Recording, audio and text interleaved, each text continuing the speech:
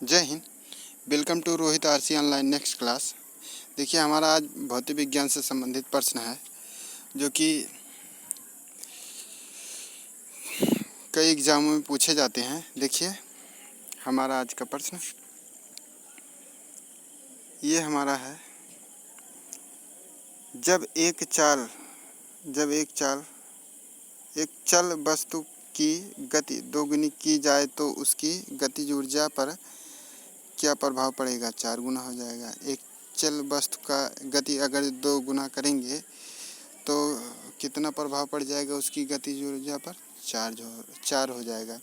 सीढ़ी पर चढ़ने में अधिक ऊर्जा क्यों खर्च होता है? क्योंकि व्यक्ति का गुरुत्व के विरुद्ध कार्य होता है। मान लीजिए आप ऐसे, ये सीढ़ी है और ये गुरुत्वाकर्षण नीचे लग रहा है, आप ऊपर जाएंगे तो ये बताइए, बल ज़्यादा नहीं, ये नीचे की तरफ तो ज़्यादा ऊर्जा लगेगा। ये है। अब देखिए, ऑटोमोबाइल में प्रयुक्त द्रव चलित ब्रेक किसका एक प्रत्यक्ष अनुप्रयोग है? तो पास्कल के सिद्धांत के अनुसार है। तो पास्कल है। अगला आपका टॉपिक है, रेल की पटरियां अपने वक्रों पर किस कारण से बैक की गई होती हैं? देखिए, ताकि ऐसा इसलिए होता है ताकि रेलगाड़ी के भार के क्षैतिज घटक में से आवश्यक अभिकेंद्र बल प्राप्त किया जा सके।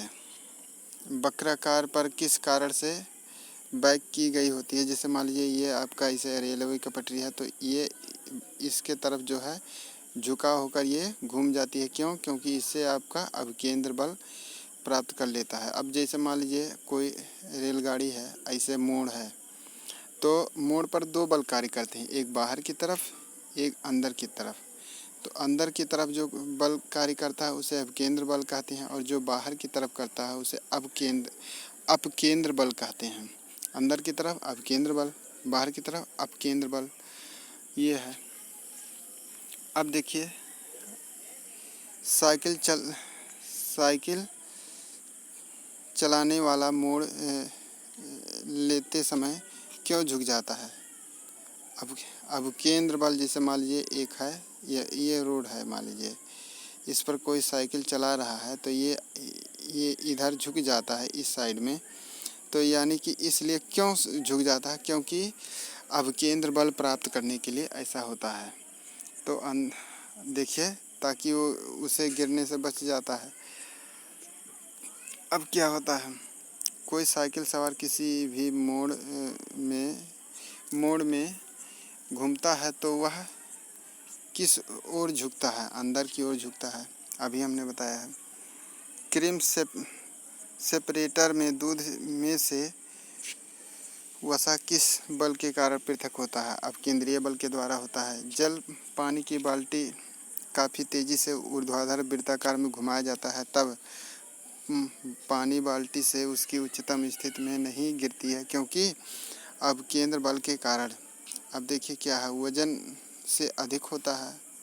अब केंद्र बल पानी के वजन से अधिक होता है। जैसे मान लीजिए आप वृत्ताकार घुमाते हैं बाल्टी को, तो बाल्टी भरा है, मान लीजिए बाल्टी एकदम पानी डमाडम भरा है, तो ये बाहर की तरफ बल लगता है, तो ये इधर पानी नहीं गिरता है, ये बाहर की तरफ ऐसे इस दीवार पर ज़्यादा बल लगाती है, इसलिए इसे आप चारों तरफ घुमाते हैं तो बाल्टी का पानी नहीं गिरता है।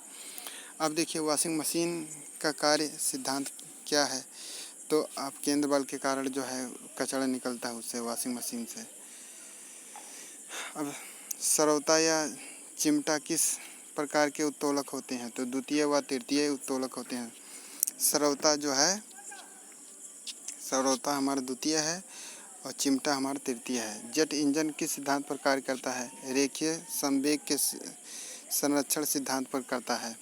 क्रिया प्रतिक्रिया के नियम। अब देखिए क्या है, पृथ्वी तल से किस न्यूनतम वेग से प्रक्षेपित किए जाने पर कोई रॉकेट पृथ्वी की ओर गुरुत्वाकर्षण को पार करके अंतरिक्ष में चला जाता है? तो ये आपका है 11.2 किमी प्रति सेकंड के रफ्तार से आगे बढ़ता है, तब ये हमारा पृथ्वी के ये आपका प्रक्षेप गति है, इसको प्रक्षेप गति भी कहते हैं। अब देखिए हमारा क्या है, भू स्थिर उपग्रह का आवर्तकाल क्या होता है, 24 घंटा होता है। यदि किसी पिंड को पृथ्वी से 11.2 किमी प्रति सेकंड के वेग से फेंका जाए तो पिंड कितने समय बाद लौटेगा? पृथ्वी पर कभी नहीं लौटेगा। जब एक पत्थर को चांद की ओर की सतह से पृथ्वी पर लटकाया जाता है तो क्या फर्क पड़ेगा? इसका भार बढ़ जाएगा परंतु द्रव्यमान नहीं।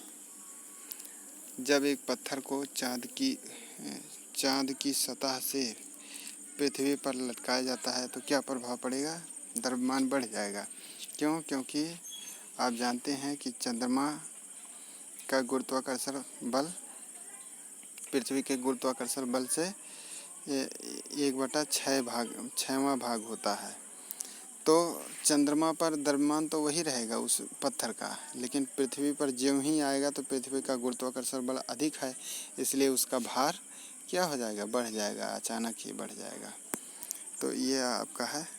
अब देखिए लिखा है, यदि किसी देखिए अब किसी लिफ्ट में बैठे हुए व्यक्ति को अपना भार कब अधिक मालूम पड़ता है? जब वह लिफ्ट त्वरित गति से ऊपर जा रहा हो।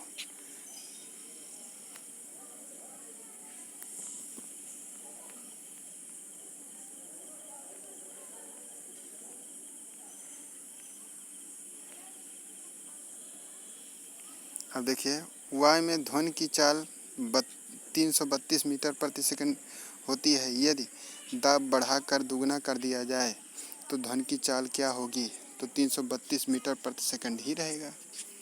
दाब को चाहे जितना बढ़ाएंगे। अब देखिए,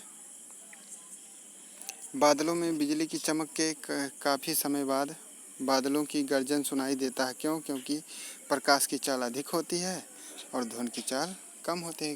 क्योंकि ध्वनि की चाल जो है 1 सेकंड में 332 मीटर पर सेकंड होता है, लेकिन प्रकाश की चाल 3 × 10⁸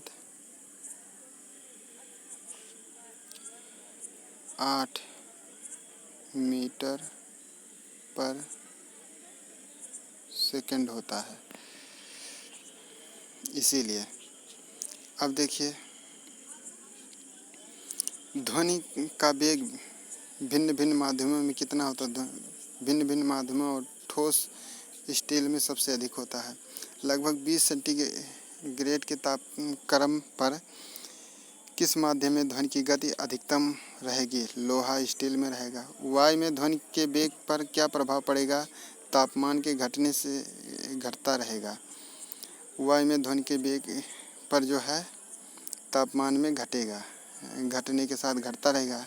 पराध्वनिक विमान की गति कितनी होती है? ध्वनि की गति से अधिक होती है।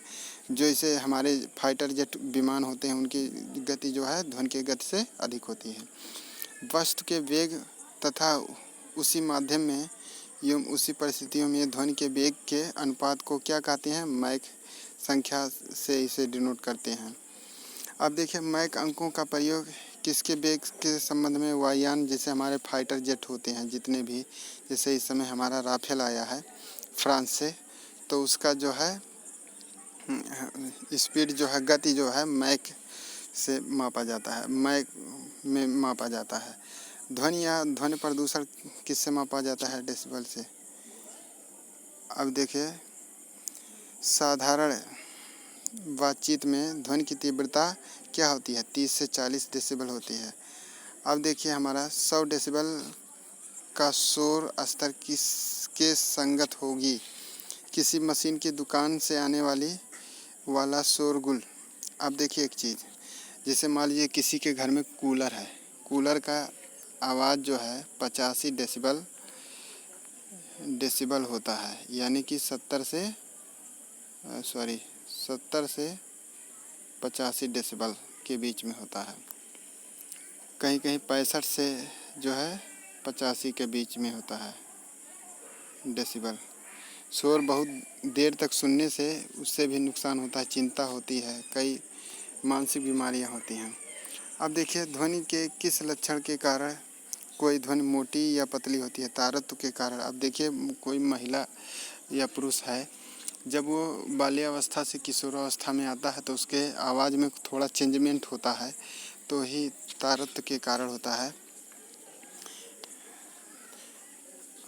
पुरुषों की अपेक्षा महिलाओं की आवाज़ अधिक तीक्ष्ण होती है, क्योंकि महिलाओं की आवाज़ का तारत्व आवृत्ति अधिक होता है और पुरुषों की जो है आवृत्ति या तारत्व जो है महिलाओं की अपेक्षा कम होती है। एक युवक पुरुष की आवाज़ की तुलना में छोटे बच्चे की आवाज़ अधिक प्रिय क्यों लगती है? बच्चे की आवाज़ का तारत्व पुरुष की आवाज़ के तारत्व की तुलना में अधिक होता है। यदि सितार व बांसुरी पर एक ही स्वर बजाया जाए तो उनसे उत्पन्न ध्वनि में भेद किस अंतर के कारण होता है? केवल ध्वनि गुणता के कारण होता है। ध्रुवण विवर्तन, परावर्तन व अपवर्तन में से कौन सा एक वायु में ध्वनि या प्रकाश तरंगों द्वारा उत्पादित नहीं होता है? ध्रुवण होता है, नहीं उत्पन्न होता है। ध्वनि तीव्रता की डेसिबल में वह अधिकतम सीमा किसके ऊपर व्यक्ति या सुन नहीं जा सकता है? ऊपर व्यक्ति सुन नहीं सकता कितनी होती है? 95 डेसिबल से ऊपर के ध्वनि को व्यक्ति नहीं सुन सकता है। 95 डेसिबल। किसके द्वारा सबसे अधिक ध्वनि प्रदूषण होता है? हवाई जहाज़ का उड़ान भरना, जिस फाइटर जेट का भी आवाज़ जो है। नज़दीक आती रेलगाड़ी की सीटी की आवाज़ बढ़ती जाती है, जबकि दूर जाने पर घटती जाती है। इसका कारण है डॉपलर इफेक्ट या डॉपलर प्रभाव। अब देखिए